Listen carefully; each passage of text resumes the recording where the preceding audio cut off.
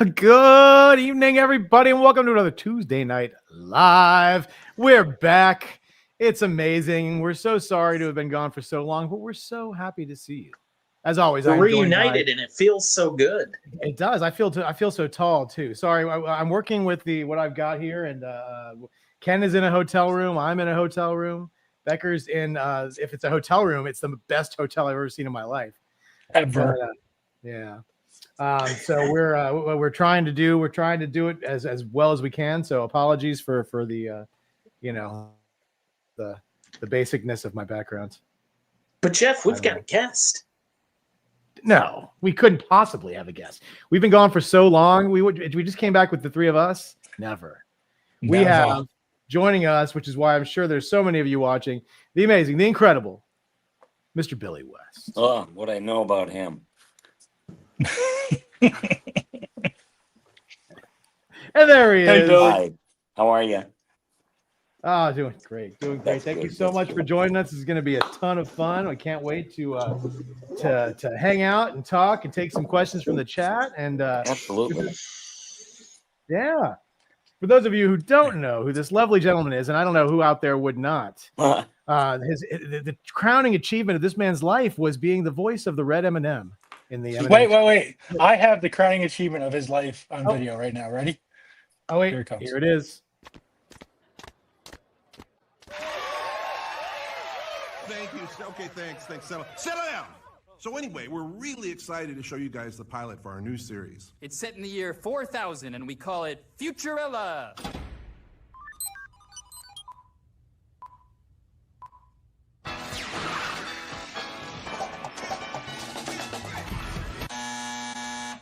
Wow. Fox has really streamlined the process. Matt will now take questions, but please, only about Futurama, not The Simpsons. Yes? The robot standing on the small child over there? Oh, yeah. When are you gonna make a second Simpsons movie?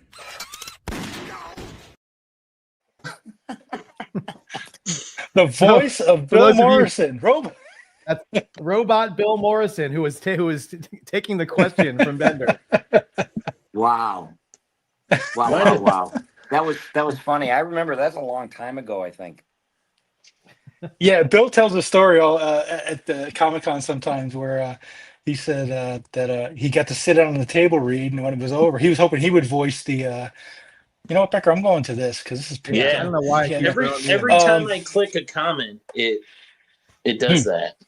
So Bill said he was hoping that he was going to read his own voice. He said Billy was doing it in the table read, but he wasn't doing it. And then he said Billy walked over to him and said, "I'm doing your voice." And Bill was like, "Okay." He said, "So say something." He said, "Hi, Billy," and you said, "Hi, Billy," back to him, and he goes, "I don't sound like that." And you're like, "I don't sound like that." Oh, yeah. I don't know. I'm a highly skilled minor bird.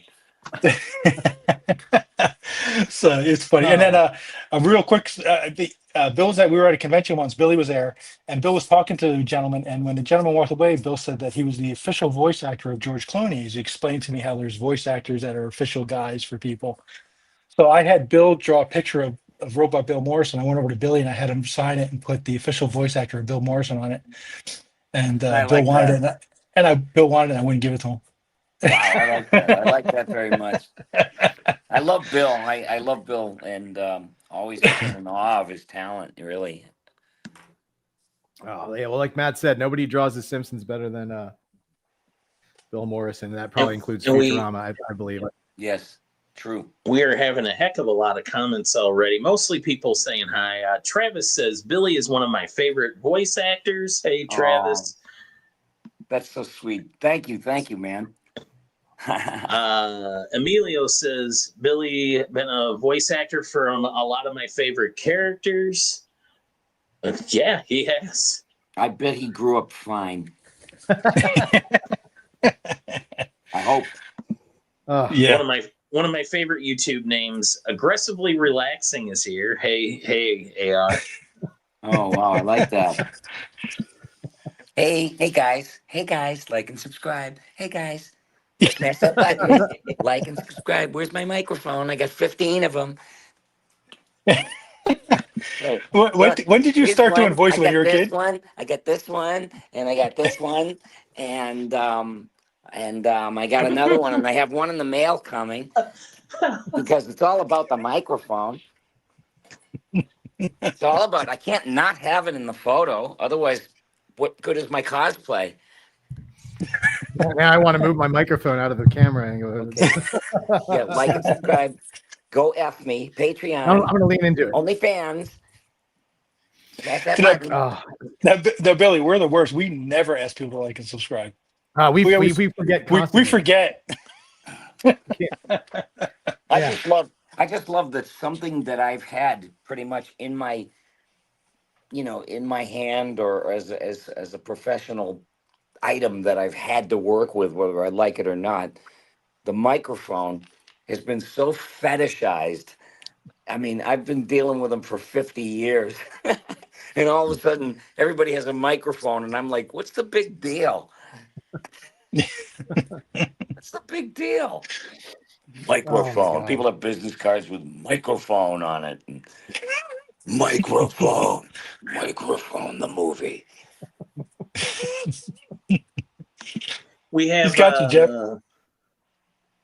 Somebody says Billy was on Stern when I lived in NYC and played a huge role in my love of that show. I love that guy. Oh, that's so nice. You'd never know it from the way I got treated. I was like a redheaded bastard stepchild or something. They were not the happiest days of my life. I hate to say it, but I appreciate the compliment. But you were just telling us you just did a podcast, right? What's that? You just did a podcast, Stern adjacent, sort of.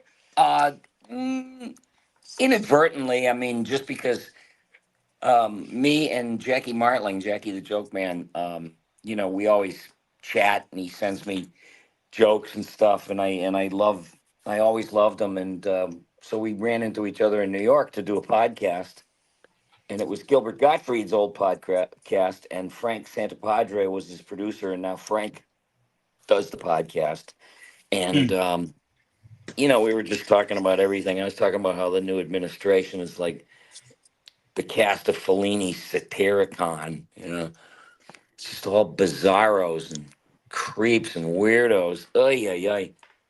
You're not kidding. Yeah. Don't know what the hell's going on anymore. Trying to catch up with the chat. Travis says, one of my favorite stories you ever told was when you were at a table and you looked at your name card and said, Billy West, what a stupid made up name. And they ended up adding that to an episode of Futurama. Yes. Yeah, the writers were sitting right there, and the producers were there, and the directors, this one, that one, and we all had our name cards, so we knew where to sit. And I just picked up mine and just went, Billy West, what kind of a phony, fake, made-up name is that? And the writers were sitting right there, and it wound up in the show. But that's how they roll, They're That's funny, and they know exactly what to do when, and that's why everything is so darn funny. Oh yeah. And for anybody who hasn't watched Futurama's new season, check it out on Hulu, man. It is insane. And Billy was telling us there's another season that hasn't come out yet. Yeah, that they've already done. So it's being finished up, and it's real good. I can promise you that. So, Marcus, you should have chosen Willie Best, but then you get compared to that guy in the Beatles. Boston. Hey, Boston Chris. Boston Chris says, it's Doug, which is, I got to say, one of my favorite childhood cartoons. Well, they're older now. They got to be like almost 32 years older now. And you think you know how they're going to wind up, everybody, and that you see, the good kid is, of course, going to be a pillar of the community or an elected official or whatever. And the bad kid, you always know how they're going to wind up, either dead or in jail or a cop. That's the way it goes. And it's like, dear journal, today I blew up a courthouse. In court, the handcuffs on. Order in the court. Order. Oh, look who it is. It's funny, you loser. I knew I was going to see you in here one day. You're going to jail, funny. You're going to jail blowing up courthouses, funny. You're gonna be somebody's bitch in jail funny. What do you think about that? Every night funny. Oomba, oomba, oomba. Judge Roger Klotz. Guilty, guilty. It's written all over your face. It's been spelled wrong. Yeah. Yeah. Oh my Not a- god, not that a- is not so a happy- awesome. not a happy ending. I'm so happy that just happened. Yeah. I think somebody animated that once. I was riffing at a show, and I think somebody sat there and took it all in, and they think they may have animated it. It'd be funny if they did. We're gonna send this directly over to our buddy who does some animation stuff, and we'll get him. To Oh, work on okay. Yeah. We'll You send know it right to people you who do first. animation, Jeff? Yeah. Oh, listen. That is Who a do you joke. think did That our? is Who a do you, joke. yeah, I was gonna say. Listen, who do you think did our opening for us? That's all hand done animation, buddy. Looked good. Very, very good. You know. Yeah. I said, if I see a microphone come in and a lightning bolt, I'm going to kick the screen. Microphone. No, we don't roll like that. Yeah, I know. Everybody else does. I know. That's why we don't have. That's why our show sucks. We don't follow the No, status that's not true. People look at me like, right of you to make fun of microphones. This is the biggest thing in our lives. We're lucky if we can get the video to work. You know you've made it if you have a microphone hanging down in your hotel room. Right, I don't know Jeff? what you're talking about. I don't know what you're talking about. Yeah, right. But you know what? The thing is, if somebody's filming you, number one, you don't need headphones because you can hear the other person and they can hear you. Mm-hmm. You also don't need a microphone if you're being recorded because you can be heard and you're being broadcast somewhere digitally or whatever. So it's almost like I don't know. It's like radio cosplay or something. Yeah. Yeah. They get a microphone and I can't do the show. I just can't. I can't find my headphones and I can't find the stupid microphone. So I'm not going to do the show. I'm craggy and I need a nap. That's great. Oh my god, Where's I my love it. microphone? Keep putting that fucking microphone. Boston Chris says Patty. The baby podcast.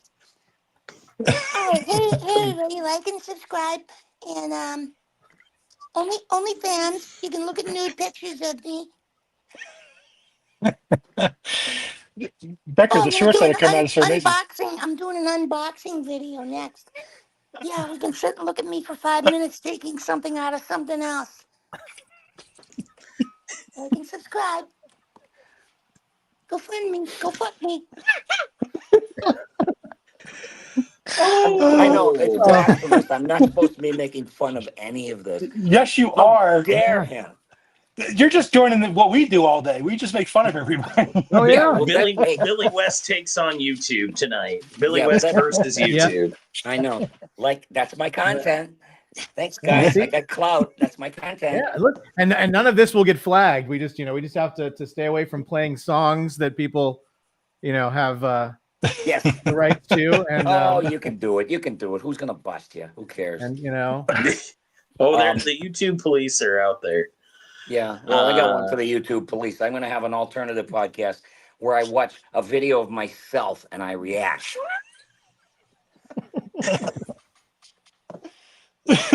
Next week, reaction video of this broadcast with Billy West. Exactly. Oh, that bro, face, like, my bro, be like. It is always that angle too on those reactions. That's Well, the I angle. think they watch too many Mr. Beast videos or something.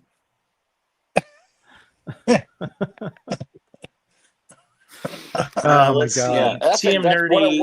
What a way to go through life is just filming yourself reacting to someone else's achievements and then putting it out as an achievement. Yeah. I'm just cracking myself up. It's like you gotta make your own fun around here. Oh my god, definitely. Listen, you just described my entire life. Let me host this show with all of these talented people. I know. And then there's the hi, I've been demonetized. These fuckers demonetized me, and I'm like, I just don't know what to do. I mean, who do you fucking call? You know, that was my last shot, my only shot. Oh No, my it God. isn't. No, it Now, isn't, now young how am I going man. to get a check for $25 a month?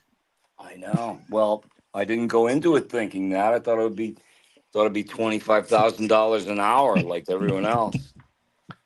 I was going to buy a Porsche and a Ferrari, and I would have made a really good influencer, I think. People have told me I have a really sparkling personality, so I don't understand what's wrong.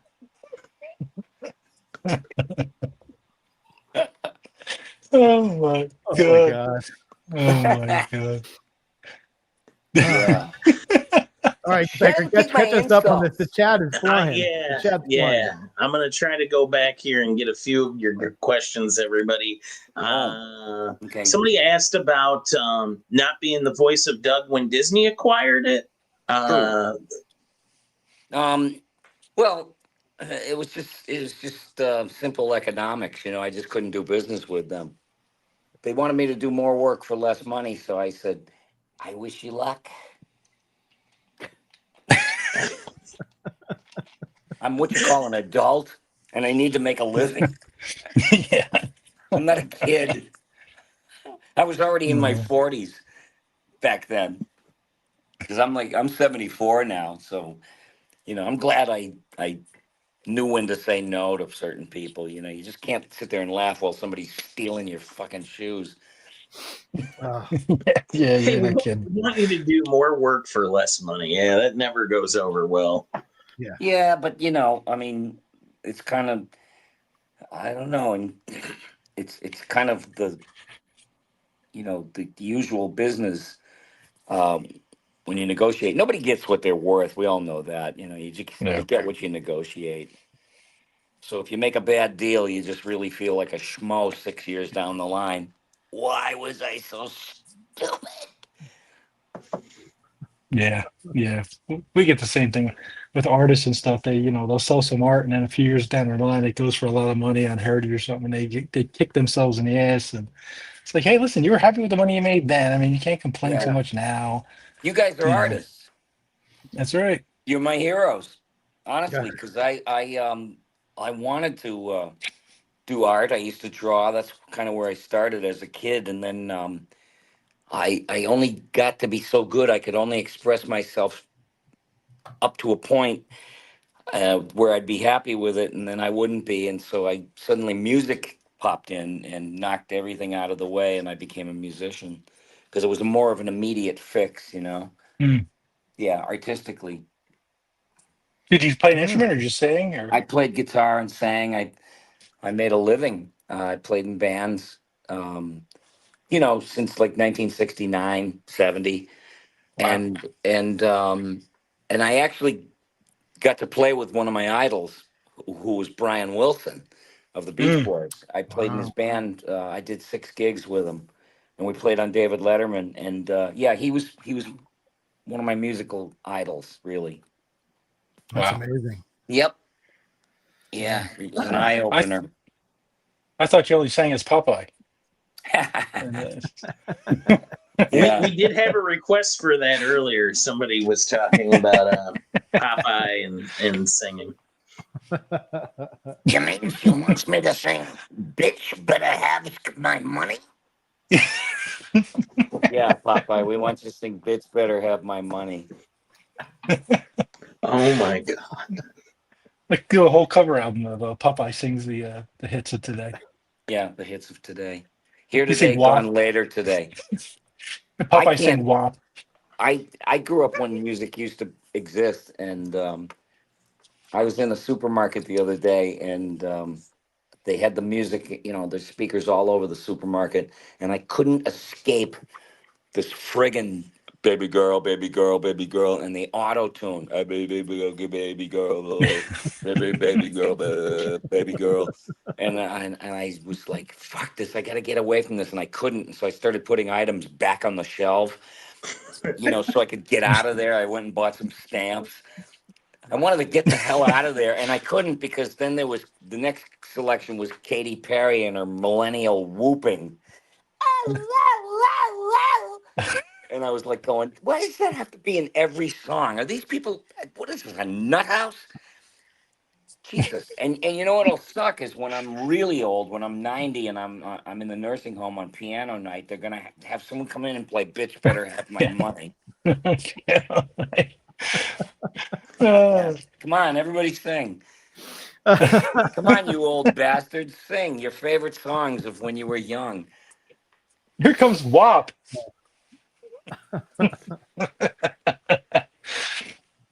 Oh my God, Becker, ask him a question from the audience, would you? All right. So searching says, what was it like working with Burt Ward and Burgess Meredith? Oh, it's an I don't know what I'm talking about joke. He's pretending that I'm Adam West, and meanwhile it probably says my name somewhere on there. But I'm gonna pretend that I don't know anyway and go, what was it like working with Julie Newmar? Nice try. Geez. Nice try. My new comedy partner. Nice try. You know what? No, God bless you. I knew Adam West though. I really did, for real. He was a really nice guy, and he was funny. He was fun, and he did not take himself seriously, and he never did really. He was kind of a goofball, but he was a leading man pretty much in Hollywood, and then he became part of that show, which was a cultural phenomenon, and changed a lot of people's lives and influenced a lot of styles of this, that, and the other thing. But yeah, he was great. Burt Ward, I don't know. All I remember is that he was mad because nobody knew who he was there. He was doing radio shows, and he was like, so have you been busy, Burt? Busy? Look, I just did the Gus Wiki show in Tampa, Florida. Holy ravioli.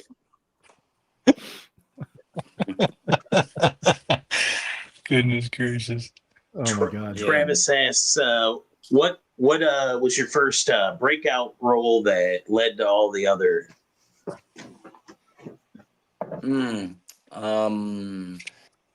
I guess when I went to work for Nickelodeon, I was on two Nicktoons at the same time. I auditioned for two of their new shows, and they were gonna, they were looking to revolutionize children's programming. The women at Nickelodeon, Jerry Laybourne, Vanessa Coffey, and Mary Harrington, and a couple others, they just said, let's do what the other networks aren't doing. First, let's have our cartoons on Sunday morning instead of Saturday morning. There's step one to differentiate themselves. And they had really good shows. I mean, at that point, cartoons had degenerated to the point of Rainbow Bright and Strawberry Shortcake and Pound Puppies, and it was just dreck. It was like the end. Yeah, they were commercial. What's that? They were all just commercial. They were all just commercials for toys, basically. Right, and it was just it seemed like the end of the road for animation and cartoons, and then The Simpsons came along and reinvigorated everything and brought a new angle and a new dynamic, and then Beavis and Butthead, and then Ren and Stimpy came along, and that was beautiful because it was three separate revolutions going on. Beavis and Butthead was in no way like The Simpsons, and Ren and Stimpy was in no way like Beavis and Butthead. Usually it's this chain reaction of copycat shows. Oh, it's our turn. It's our turn to do The Simpsons. Right. Yeah. Oh, it's our turn to do Beavis and Butthead now. And because there's so many myopic people that think they're creators, and they just want to run to the spot where lightning just struck, which is so Hollywood. But yeah, that time on Nickelodeon, Doug and Ren and Stimpy, they've got national attention, and up until then, I had never done anything that was that got that kind of attention, and people noticed the work. And I was also in radio in New York at the same time. I was on the Howard Stern show. I had a radio background. I grew up in Boston, and I was on radio there. And then I moved to New York in 1990, I think. Yeah, and started working on Howard's show, and then I just started blowing the doors off the place. And all I Not wanted kidding. was after I was there for about 4 or 5 years, all I wanted was a raise, and it was like nobody would talk to me, so I just said, "Fuck it." I said, "I'm not a victim. I'm leaving. Bye." Yeah. Yeah, Yeah. and now But everybody was crying because I left the show. It was like he was the best thing on the show, and it's like I hate to tell you, but I knew that. I hate to break the news to everybody, but what was I gonna do? I couldn't, it wasn't my show, and I stood down because it wasn't my place to go. I guess you people don't know who I am. I mean, that's yeah. baloney. That you move on is what you do. Yeah, exactly. Yeah. I think you did okay. Um, yeah, I think so. I just hope I go quietly in my sleep tonight. Other than that, Me too. You know what the ratings would be like for the last interview we did? Jesus. oh well, That that's being unless a it team happens, player, Billy. during the interview. You're not going to get that kind of luck, though. Only Trump has that kind of luck. Yeah. The man who is brought into the Oval Office to extol the virtues of Ozempic passes out and almost dies on the floor. Oh my God. I know. And And he just Robert F. stood Kennedy, there. He just stood there. Robert F. Kennedy was Well, the first one to beat it he's out of the out. room, and He then ran Dr. out. Oz. Oh, You friggin' cowards, you Maybe he scumbag. went to get an adult. That's yes. oh But I my mean, it God. was it was ridiculous to stand there, and it's like, how dare this guy die while I'm, having the spotlight, Oh man, and that was a weird. nobody could see that, and everybody's crying now. I love this guy. Some guy had a cam, and he went to a grocery store, and there was a line out front, and they were obviously "Make America Great Again" people that were having to get food stamps, and he said, "Where's your red hats now, huh? Huh?" And they I were like, saw. "Come on, man." All the vitriol, all the anger is gone. It's like, come on, man. Come on, man. Why are you busting our balls? We made a mistake. What's that? We made a mistake. I'm sorry, I couldn't hear you. Yeah, you got what you voted for. Oh, Yep. We told you. That's okay. I mean, that's okay because you know what? I'm not going to make fun or bust balls, and because we need those people. I mean, if they're suddenly gonna go, I'll never vote for that guy again, and I'll be damned if he gets elected again. Then we need them. We need them, and we need everybody. Yeah. You're not Yeah. kidding. You're not kidding. It's no. such a can't believe what's happening in this country right now. Um, I don't know.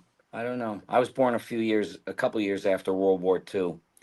So is always in our mind, like what could happen if people fell asleep at the switch, and Mm, we guarded against it with a mm, vigilance, hyper vigilance, and then after Reagan got in, this fake conservatism turned into authoritarianism over the years, and it's like, excuse me, any student of history has seen this before. We know how it happens, and mm. it's like people get I don't know, they just lose track of what's important, and it's more about who you hate and who speaks for you, and I think maybe it'll change. I'm trying to be hopeful. Of course, then again, I, you got, like, I have autism, and I go to the Comic-Con shows, and I'm sure you guys, I mean, I'm not telling you anything you don't know, as most people are on the spectrum at the shows, because they're what they used to call geeks. I mean, I was one, and my loves were peripheral artists, you know, people that did voices for a living, people that played music, people, sculptors, artists, you know, everything was about all that stuff. And less about like sports and stuff. I was not inclined. And I was introverted and, you know, and I couldn't tie my shoes. I couldn't tie a pair of shoes. I couldn't tie a necktie. I couldn't get my mind around it. And to this day, but ask me to do a fucking Fran Drescher impression. That's autism. Oh, you people, oh, you people are crazy. Oh. Ladies and gentlemen, Fran Drescher. Oh my Did god. you read comic books when you were younger? Oh, absolutely. I had issues of comic books that people would commit suicide over now to have. Now you're talking Becker's language. Well, you know, I because do I'm love old me enough some to comics. remember when these double issues like Secret Origins DC Mhm. came out, and there was like a closet with different colored Batman suits in it, and I was blown away. I had to have that, and I would just save every little penny to get the latest issue of this, that, or the other thing. I was a big Flash fan. I had issues that have wound up to be worth, you know, thousands and thousands. Unfortunately, my Magnus Robot Fighter collection didn't accrue in value. That one didn't pan out. No. Yeah, you know, and I remember one. You guys know who Tom Kenny is, of course. Of Mhm. course. Yeah, Yeah. he's a really good friend of mine, and I went to his birthday party once up at Universal, excuse me, and Marvel had a bar there, you know, like a little bar club, and you could hold a birthday party there. And you know, Captain America was walking around, and it was the beginnings of them really trying to cash in on their Marvelness. And and I saw Tom, and it was like the bar was open, but there was one guy sitting there, this loser, you know, with his head in his hands, and he's drinking already. It's like it's 1 PM, and I said to Tom, Tom, that's the founder of Gold Key Comics. Yeah, which is like, you know, Wow. he'd be one. No, I was making that up. It was a guy who looked like he wanted to take Oh, his I was life. gonna say it was. I was like, Yeah. wait a second. What would he be doing there? I mean, but I Wow. said, the guy looks like he wants to take his life. He must be like the founder of Gold Key or something, sitting in a marble edifice. Oh my god. What The founder of Gold Key Comics. happened? What happened?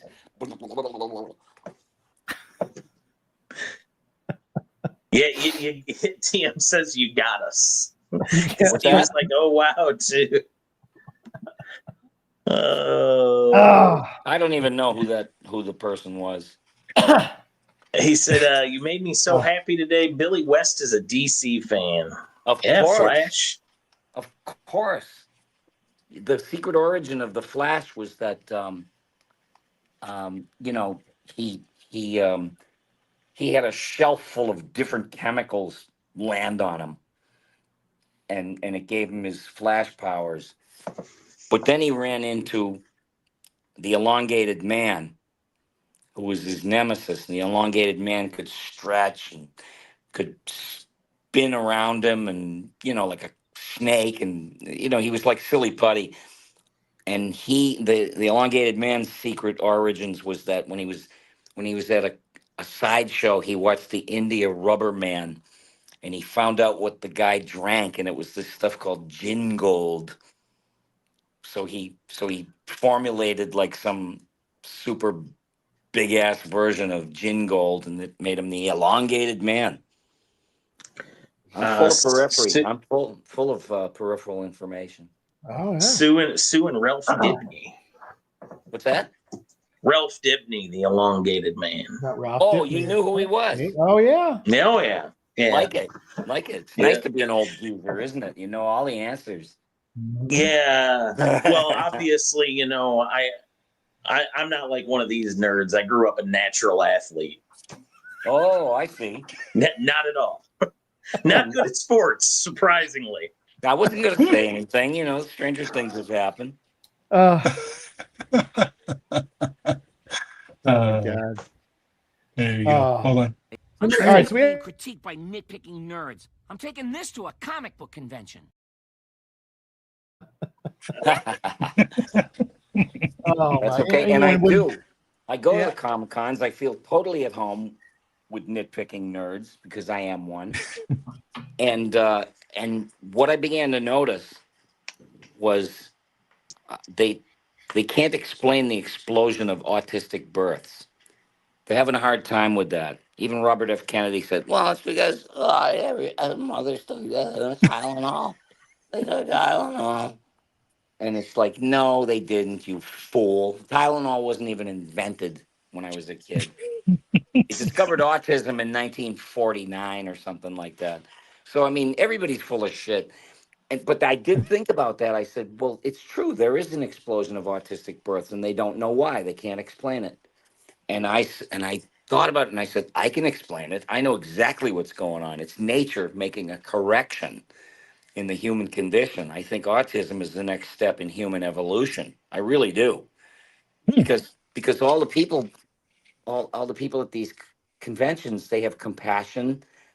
There isn't a narcissist within 50 miles. There's no toxic masculinity. There's no misogyny. Oh God, everybody's an empath. What a world this would be if that's the way things were. And I said, maybe that's the point. Maybe nature has to intervene like it always has when society's in trouble. I mean, society's in trouble when two, middle-aged guys are having a fist fight on an airplane at 32,000 feet.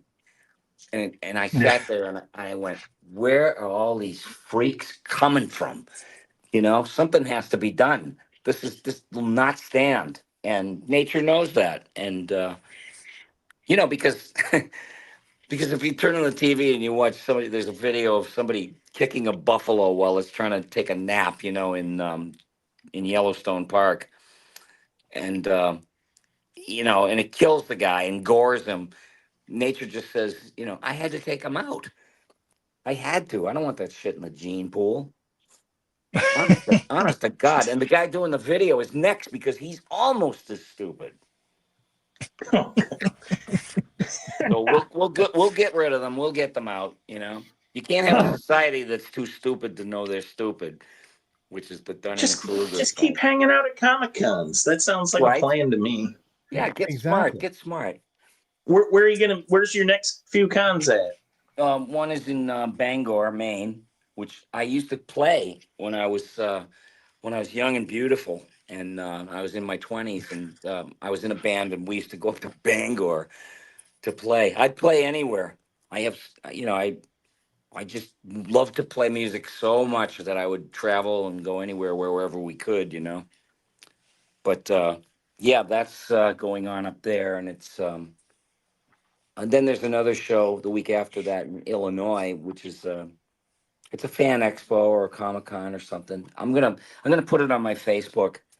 Yeah. Try to let everybody know what shows they are. Do you have people come to the tables and do like imitations for you? Yes, Yeah, yeah, I yes, I bet. love it. I love it. I think it's the D- greatest thing in the world.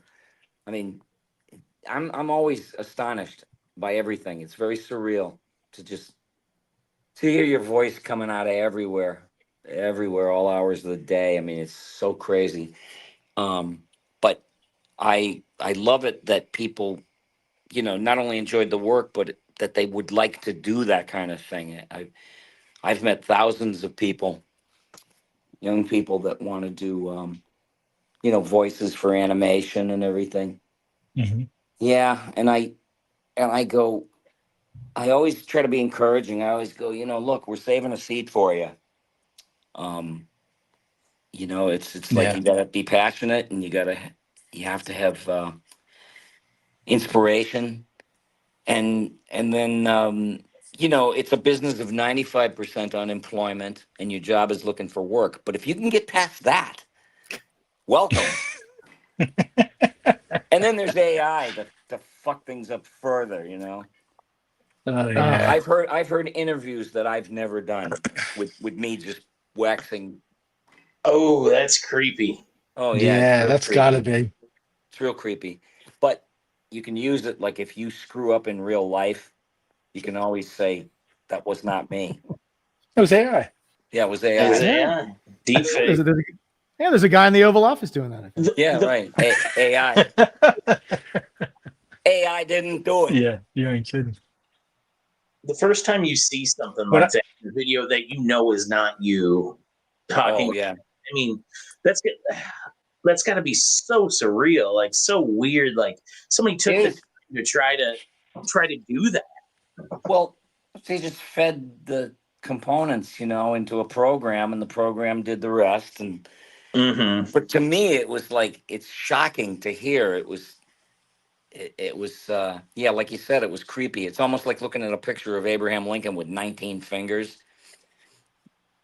That was AI. Right.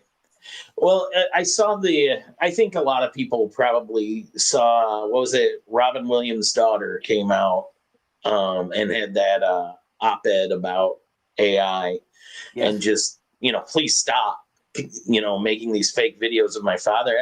That just has to be awful. I can't imagine having a loved one be used like that.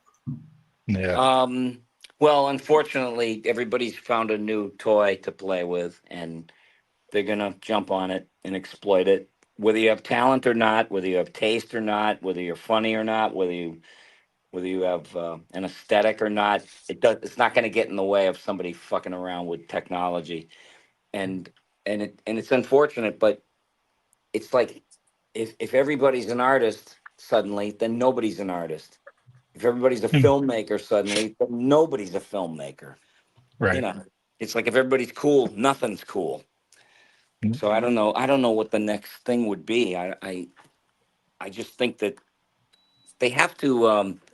I mean, you can't blame people for wanting to play the home game, but it's certainly out of control because uh, our senses are being flooded with AI this and AI that, and now they're trying to say that there's chat GPTs that have gone amok and advised people to kill themselves. And if you're impressionable enough, there's one kid that did it supposedly. Hmm. Yeah, it's the modern day equivalent of the old 1940s. The robot gone amok, renegade Yeah. robot. Yeah. A question for you, Bill. Whenever and me personally, I'm sure everybody else feels the same way. Whenever Yeah. you hear your voice back to yourself, like on a recording or something like that, you sound very different than what you hear in your own head Oh, or that's what your true. voice sounds like. So Yes. when you're doing an impression, how do you know that it's hitting right? Uh, compared to what you're hearing in your head. Well, because it has to match what you heard in your head, and if it's not, you're not doing it well. Okay. Yet there has to be a point where you're satisfied with what you heard back. Like, okay, that's the and then you can choose to embellish or throw flourishes in that the person didn't really have, and about it's almost like caricature. Yeah. Exaggerations can be a great form of expression, and I like to just throw in stuff that makes no sense. It's like Richard Nixon. My impression of Nixon sounds nothing like Richard Nixon. Um, but but what I wanted to do was see. I watched the debate between Nixon and Kennedy in 1962 on TV. It was the first televised presidential debate, so it was important. It was Hmm. monumental, actually. And Kennedy looked like a game show host. He was in soft focus and he had that perfect buttered toast hair and ultra bright smile. And, he was charismatic. And then they cut to Nixon. And Kennedy's people told the camera crew, do extreme close ups of Nixon. So he looked a mess. His hair was matted. He was sweating. His hair was growing out of his nose. And he was bumbling and grumbling. And I was watching it, and I hear him. I want to be president of the United States because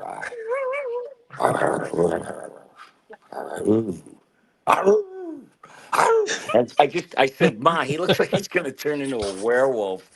So that became Nixon on Futurama. Was the writers said, hey, when you're doing Nixon, why do you always say Aru? And I said, what, you don't like it? And they said, no, we love it. We just don't know why you do it.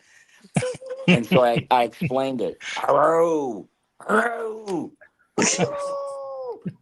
And Matt, of course, went nuts over that. He wanted, every time you have a chance to do it, because it tickled him. That's my indicator of whether I did a good job or not. If Matt is smiling and laughing, yeah, bingo. That's cool that Matt's so involved too with everything too. I can imagine, a guy when he reaches his level of what he has, he doesn't have to Oh, do that stuff, but the fact that he still does, great. well, yeah. He's a person. I'm totally in awe of him for many reasons, but one of them is he never seems to run out of ideas for things. He Mm. just constantly seems inspired, and not seems, but is. And I've had the pleasure of working with him for quite a long time now on two different shows. So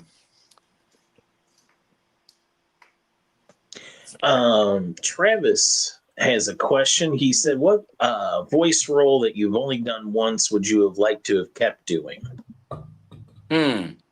huh. I'm trying to remember because once something goes by, if it's a one-off, it's hard to remember what it was. I'm sure with a career like yours that spans so long. Also, I never knew that about the Nixon, but I always did notice the hour. As soon as you did, I was like, "Yeah, he did do that." Now I'm gonna think of Larry Talbot every time. Yes, right. Larry Talbot. That's right. Whatever you hear, whatever you see, after midnight, whatever you hear, do not unlock this door. That was so great. Yeah, Lon Chaney was a real ball of Oh, fire. I seem to have turned into a werewolf. oh, I love that old stuff, though. So do I. I cut my teeth on that material, and I had all the famous monsters of Filmland magazines. I don't know if you remember those, but that was like there I was not a don't. lot of ways to have those images in front of you, and if you were Mm-hmm. obsessed with them, then Famous Monsters of Filmland was a must. It was like, wait a minute, I'm looking at photos from War of the Worlds, the Alien, and I'm looking at close-ups of like 1932 Frankenstein. It was just those images were not available, you know? Mm. Yeah. For me, I experienced a lot of that stuff way later in my life, just in the last probably 10 years through shows like Svengoolie. Oh, right. Yeah. He's a friend of mine. I love that guy.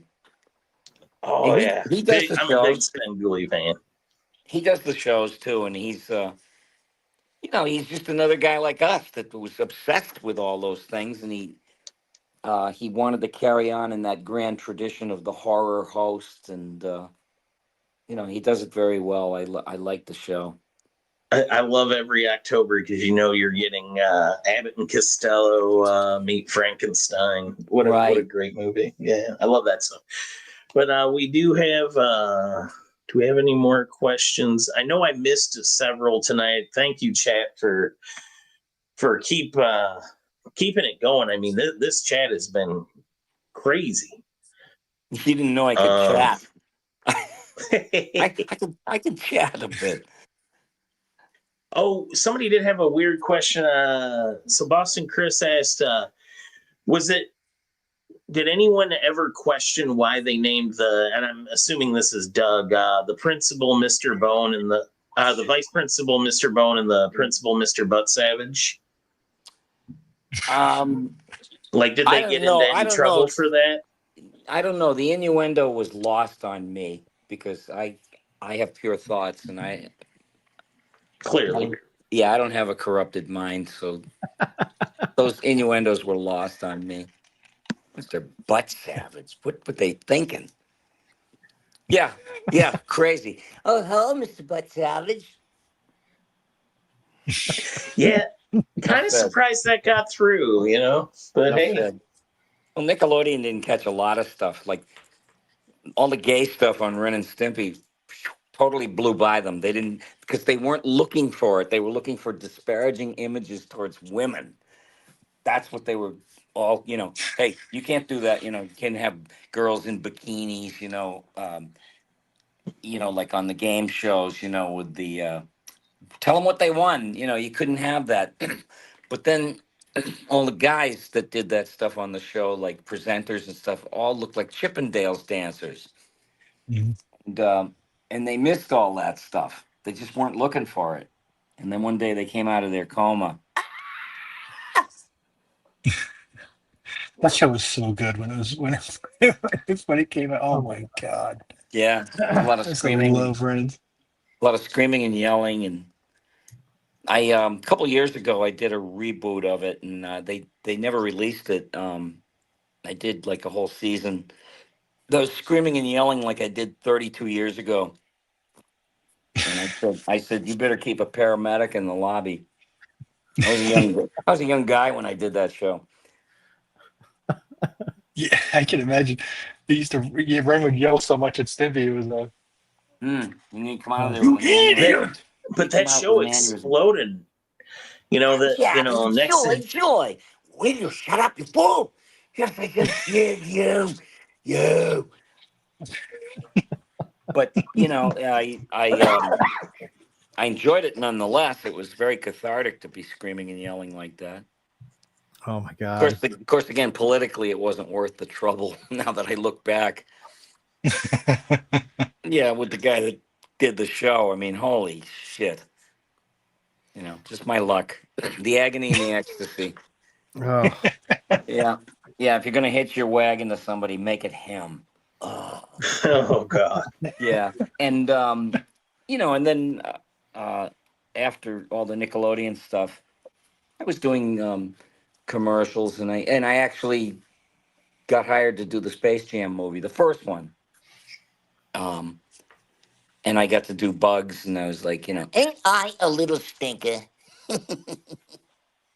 Oh my God. Yeah, and there was That's fun. it's so perfect. It was so much fun. And then Futurama came after that. Greetings from the year 3000. It still sucks. You need an autograph? What about Zoidberg? Who needs courage when you have a gun? Everybody go take a nap and improve the quality of life around here, won't you, eh? old Zap Brain again. The Oh, old zapper. oh my God. I always loved Bill's story about how Snoop. he ended up with no pants. Oh, it's probably happened a few times. What was that? His man skirt.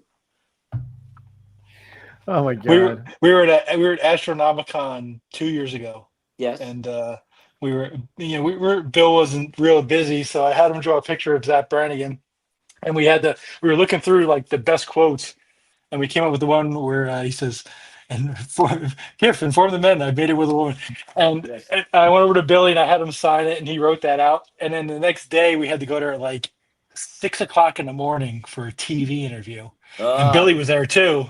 Oh, And Billy started running through the voices, and he did Zap, and he did that quote, and Bill and I almost pissed our pants laughing. Jeff, inform the men. I made it with a woman. Yeah. It was fun. Well, It was fun. it's every one of those characters is so beautiful, and if someone asked me to pick a favorite, I really couldn't. I can't pick a favorite because it was Matt Groening's, and I had to think long and hard before I opened my mouth that day when I auditioned. There was 200 other people there, Wow. and I just went with my gut. They showed me a photo of something, and I just looked at it and I went with the very first thing I thought of. Because you know how you can think yourself out of a good idea if you analyze it too much. It's better to go with the gut, and luckily I did it that day. That way. When you auditioned for that, did you audition for several different voices? Is that how you got multiple voices, or did you go in for one character? I was supposed to go in for two characters actually, which was Zoidberg and Professor Farnsworth. And then at the last minute, they sprung something on me that I was not prepared for because I didn't think I was auditioning for that was Fry. They showed me a picture of him, and I had to pull something out of my ass on the spot, and I just tried to remember what I sounded like when I was 25 because he was 25. And I was all whiny and nasally and complainy, and I was a project for a girl, and I was needy, but my heart was in the right place, I think. Yeah. That's awesome. He just came up with that right off the top of your head. Yeah. That's awesome. Yeah. Yeah. I mean, Wow. but the best things I've learned kind of do with, serendipitous like that. Was Ren and Stimpy the same way? Um, no, the guy that created the show, John Cristofalusi, we did a cartoon, very short-lived, because his trademark is to do about 5 episodes of something and then blow it all to hell, blow it up, self-destruct. And he heard me fooling around with a voice, which was, I used to do Larry Fine from the Three Stooges because I stopped going to church when I discovered the Three Stooges, found my saints. And Larry was just so peripheral, what's the word? Peripherally beautiful. He was like, "Hey Mo, there's too much sizzle in the tree," and I just thought it was so nothing and so perfect and like meta. I don't know how to describe it. And he heard that and he remembered that he was working on some ideas for a new show and he wanted me to do that voice only sped up for Stimpy. And originally, I was supposed to do both voices. My demo tape that was made in a closet at Nickelodeon in Times Square the day he pitched the show to the women at Nick, and he didn't have a voiceover tape of the characters, so we went in a closet. There was a broomstick, and he put a microphone. It was just right out of the movies, right out of the movies, and I had a script, and I'm fumbling with it, and it's all crowded in, and I did both voices, and he came out of the meeting and said, "Congratulations, what you did just sold the show." And I said, "Well, great." Wow. And then he decided he wanted to do the Ren voice, and I swear I did not give a fat frog's ass who did what, because I had a job doing voices in a cartoon show. Yeah. I was over the moon. I said, "No, whatever, this is as good as it gets." And Oh, I was elated and couldn't wait to start working, and gave it 1,000%. And then when he got fired and blew everything up again, they asked me, would you consider doing what you were going to do originally? But they did take tapes from everybody in town. Hmm. Yeah, Mark Hamill, I think, auditioned for Ren. oh wow. Yeah, Oh, Wow. wow. but What kind of microphone was it? let's see, probably one that lights up. Oh, that's how you know you've made it, when your microphone lights up. If it's Oh, I purple, know. you're in. Oh, You're in. yeah. Oh, I know. I've seen Mhm. that where it's like ultraviolet looking. Yeah. Yeah, it looks like a BDSM sex toy tool. Yeah. Or the one that looks like a retro microphone, like from the RKO days, Oh, yeah. That's always. That's because it's a symbol to everyone in the entire world. I'm broadcasting. Yeah, In exactly. case you Listen, wondered. when I came into this hotel room, it wasn't hard to get all this hooked up, but getting that little sign outside to flip the red light on that everybody could see, that was the hardest part. The on higher side. You Poor have Jeff, that. you picked the wrong episode to show up with a microphone, buddy. I know. Listen, No, I've been no. Nah, It's fine. It's fine. I mean, it's you're isolated. I try to be. Nobody's in the same room with you, and so it's not like you can just talk to somebody. Right. I No, don't know. yeah, I don't no. know. My, No, my, if pro- my that producer's the microphone, refrigerator over there, I think. if that microphone makes you feel better, then you keep it right where it is. It's like The a next pacifier. the next con I see you at, Billy, I'm gonna have you sign a microphone for Joe. Oh, that would be wonderful. I mean, I used to care about microphones. I mean, it was because it was my whole career that I had them, and I have this ancient one that was from radio in Boston. I found it in a closet because I was the only one that gave a shit about microphones. But there was this. Oh, wow. Oh, wow, that's nice. Yeah. Hold on, put them on a. Hold on, one second. Like and subscribe. Patreon. OnlyFans. OnlyFans. Link in bio. You Hey gotta- guys. you Hey gotta guys. do Hey guys. Hey guys. Hey guys. Hey guys. Hey guys. Hey guys. You got to do it like those commercials, like from the 1920s, where they have like the high voice where they're trying to sell spark plugs. And Yeah, well, those were the guys that I listened to growing up. I called them big dumb announcers. They had these big voices that sounded like every word that they uttered was the most important sound in the entire universe, and they loved that far and away above anything else. Yeah, and everything was so important and so emphatic, and I could do it. Even when I was a kid, I could do it. But I was like, who talks like this? I just used to think it was so funny. And when they made a mistake, it was the funniest thing of all. This conclude. That is all. I always got obsessed when I was a kid, and I actually got in a lot of trouble because I kept doing it all the time. But in Catholic churches, when the priest does the cadence of the voice when they start to talk like that, like I just wanted to make that voice all the time, and it turns out adults got really mad at you when you were doing it. Well, you're not supposed to show any signs of talent as a kid, especially back then. Nobody had any use for you.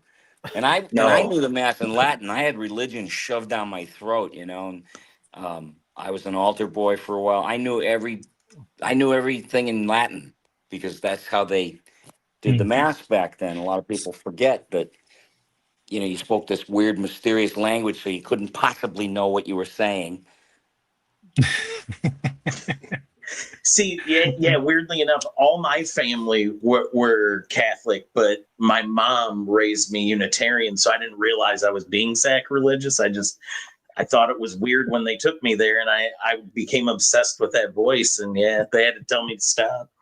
Well, I went to parochial school for a while, and in the parochial school, there's one thing the church always loved was little boys and good art.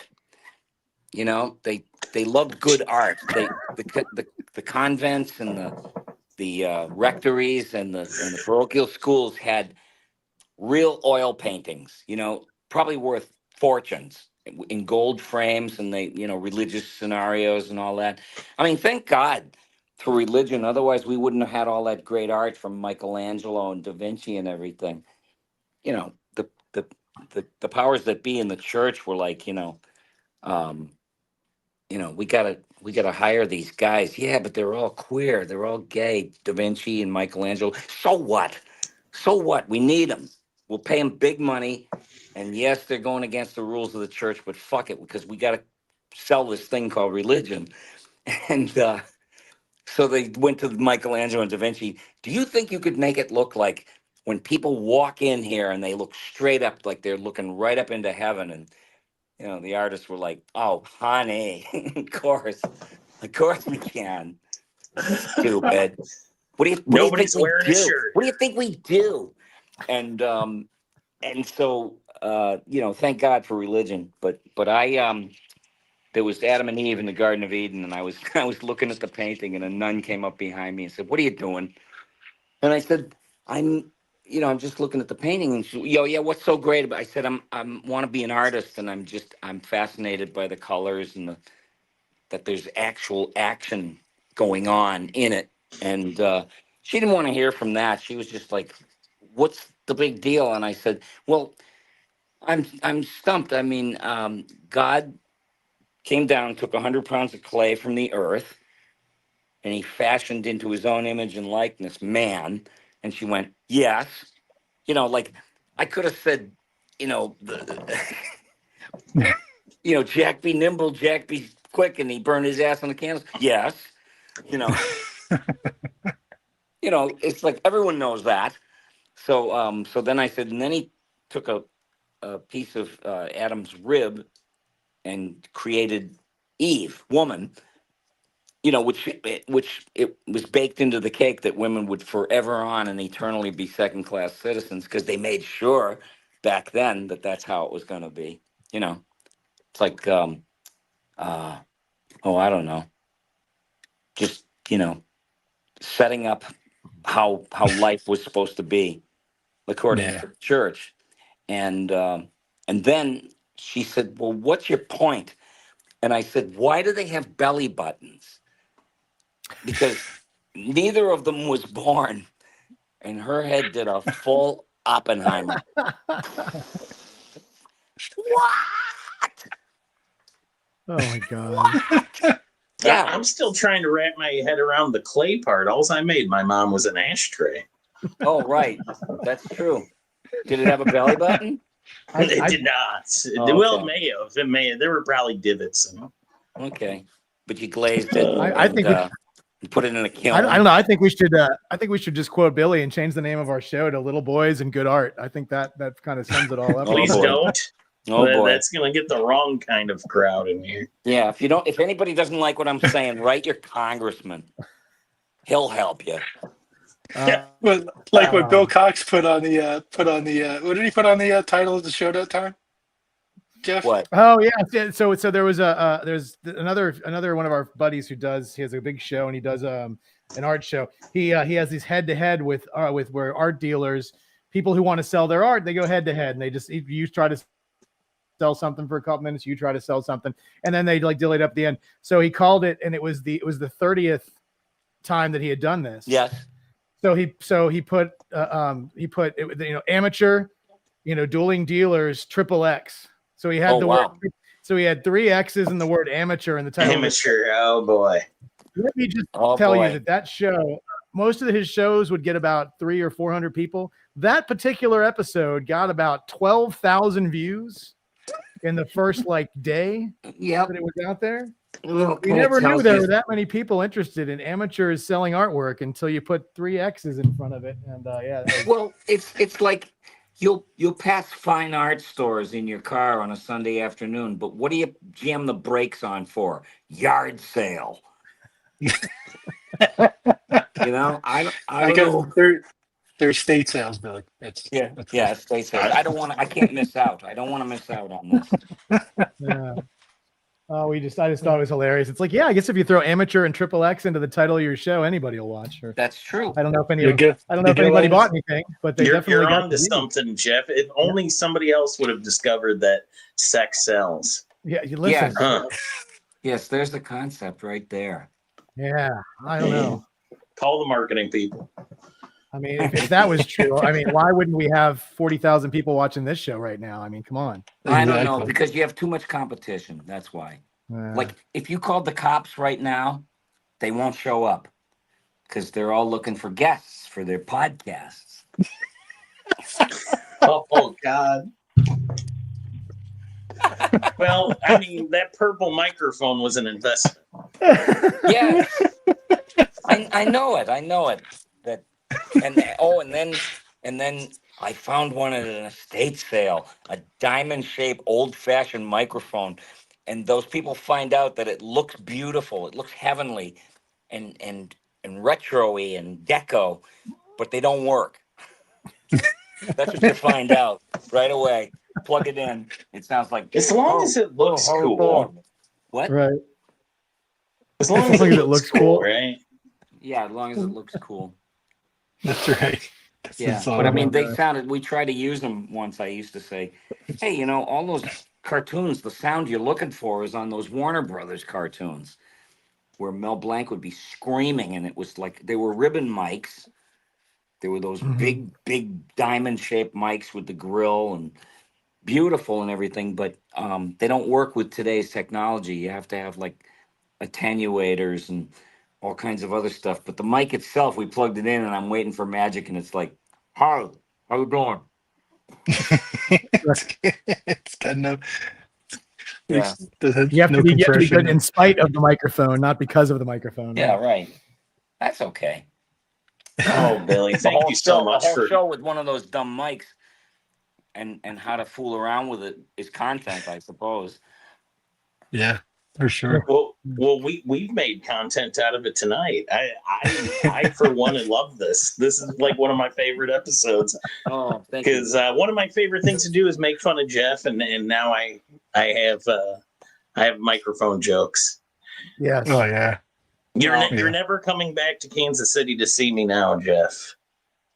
Well, I had so much fun the last time for a half of a football game, and then it was pretty much downhill from there. Yeah, Jeff was here a few weeks ago. For those of you who don't know, Jeff flew out here to watch his football team lose at the Chiefs game. Yeah, football, blah blah. Yeah, so yeah, we held our own for half of the football game, and then after that, I don't know if we showed up at all. I think we stayed in the locker room. I don't remember, but Wow. It happens. But it was a pleasure to see. Listen, Becker and I had some wonderful barbecue, and we got to spend some time together, and that was a lot of fun. Yeah, it was perfect. Not like Ken. Ken literally was 15 miles away from me, and decided to drive the long way down past me to not spend any time with me, and go right past me about 3 states. Huh. Noble. Just Dude. right past. Just. When was this? What you waved at me on the way by when you were driving past DC from Rhode Island. Today? Yeah. You just listen. I had places to go. Yeah. I would avoid I'm not DC me. too. I'm not me. Next thing I want to do is stop in DC. What are you kidding? Yeah, listen. Hey, you found. Listen, this is guys. For anybody who's ever listened to our show before, I have it up. What do play it, Ken? We have a special breaking news. Can you play that real quick? Hold on. We have breaking news. Hold on. Hold on. See, this is what he does, Billy. He doesn't tell me, and then I gotta figure out. I know. It just popped into my head. We have breaking news. I don't know what that is.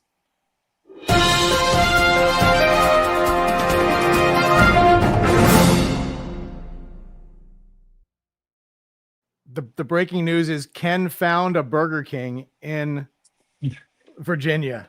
If anybody's ever watched our show before, they know that this was the 4th attempt of Ken to try to find a Burger King that is advertised on the highway. Really? But let me explain to you. So it says, get off it says Burger King to the right. So I get off to the right. There's nothing. I drove like 2 miles down the road. Nothing. I turned around and went back. I see the Burger King now. It's right by where I got off, but it's on top of a hill. There's no sign.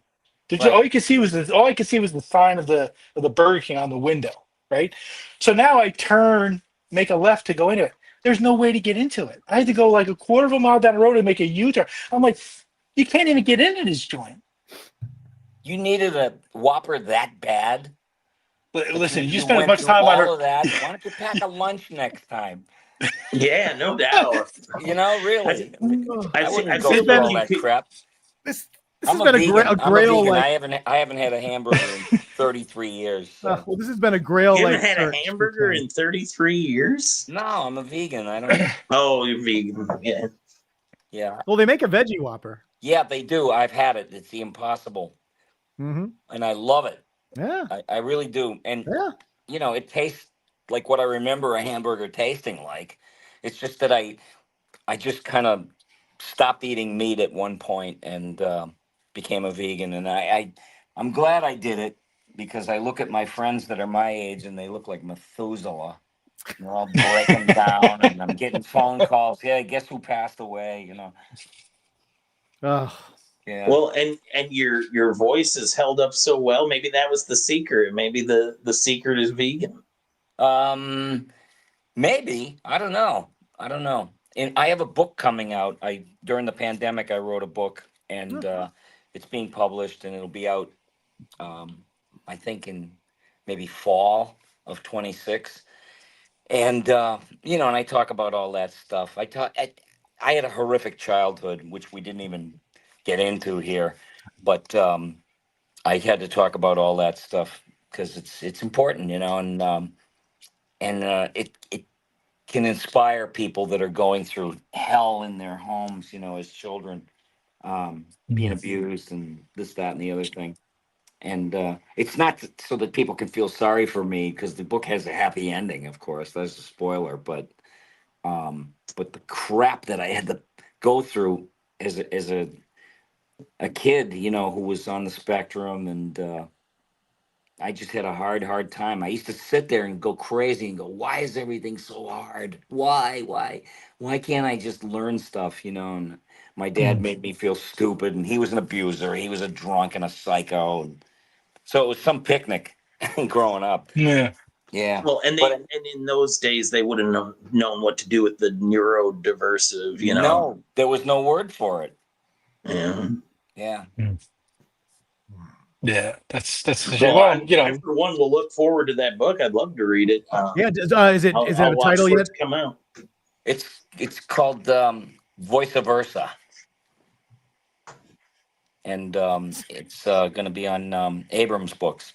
And I'm probably going to, I imagine I'm going to record the audiobook. I don't know. Maybe I think I'll get Tom Kenny to do it. I think I think Bill Morrison wants to try his shot Okay. at it. Yeah. Well, he's got a shot. Yeah. Tell him to audition. the official Yeah. voice actor of Billy West, Bill Yeah. Morrison. I have no ego. I don't care. All I right, think, so we got the book coming out. You said next fall. We got you're going to be in Bangor, Maine. Bangor, Maine. Bangor, Maine, and Make then sure you Illinois. get there. This weekend. Yes. And then Illinois at a comic convention, possibly some sort of a fan expo or kind of show the week after that in Illinois. So anybody who's looking for Billy, can find him there. I'm on Facebook, and you know, I'll just put up the proper names of these shows and stuff, because there are people that actually come from a state or two away to go to these shows, because they are fun. They're great fun, and there's something for everybody. There's little kids. You know, I'm just very fortunate. There's little children that know who I am, and then there's these 80-year-old guys that walk by the table. Used to listen to you on Stern. You guys were bad. You guys were bad. Oh, Jesus. You know, yeah, wide range of audience there. Yeah. Yeah. Howard Stern fans and children's cartoons and adult cartoons. Yes. Yes. Yes. It's a charmed life, my friend. The charmed life. Heck yeah. Well, thank you so much for coming out tonight and spending time with us. Pleasure. Real pleasure. It was great. Yeah, thank you. Thank you to everybody in the chat too. Yeah, absolutely. Thank you, guys. I hope I answered questions adequately. Listen, we tried to knock him out as we did. There were so many people out here who were asking wonderful questions. We tried to sort of hit them up in the conversations, but we were more. Your stories are just so great. There's a lot of stuff we didn't want to interrupt, so I'm sure that we may have missed a couple. But that, you know what that means, guys? We just have to have Billy on again sometime. That's what. Yes, I was gonna say. Yeah, we'll do that. Yeah, we'll have him on when he posts a book, because I think I know the cover artist. Yes, I think I do too. and I actually use them. Yeah. No, that's going to be fantastic. And then Billy, don't log off when we end the show, because it. Yeah, hold on one second. Before we leave the show, guys, we have another special thing we have to tell you all. So we will be back next week with a live sketch show. It is going to be on Wednesday night and not Tuesday night. So apologies to anybody who's stuck into the Tuesday, but at the same time, 7 p.m. Eastern, we have a live artist on who's going to be doing sketching. I don't know if you guys are familiar with this thing called She-Hulk that was on Disney Plus, but Kagan McLeod, he did the after credits art, and he is going to be drawing live on our show and doing sketching for you guys. So please tune in. That's a great that's a great rendering. I like that a lot. Oh yeah, he did a fantastic job on the end credits of that show, and where he's going to be on. So Wednesday, I believe it's the 19th, I think, at it'll be 7 p.m. Eastern. So join us, and we'll get Kagan McLeod on. He'll be sketching as long as you guys want it. So, and we're going to take claims in the chat. It's going to be everything from black and white headshots all the way up to some really nice full pieces if you guys want. He'll draw a lot on the show, but if you want some of those more done pieces, he'll probably just do them at a later time. But you can all hit us up. We'll have the prices listed this week, and it's going to be great. Is there a book that has courtroom art sketches, a compilation? It'd be interesting if I'm sure if there isn't, then you need to put one out, Billy, because that's a great idea. I do. Oh, okay. Well, I got other ideas.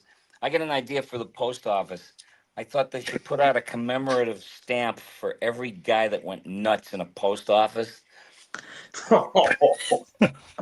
Just the history of postal violence. Yes. It could be like the when you used to go to the post office and it had the top 10 most wanted. They could do like a whole series of that. It'd be special edition.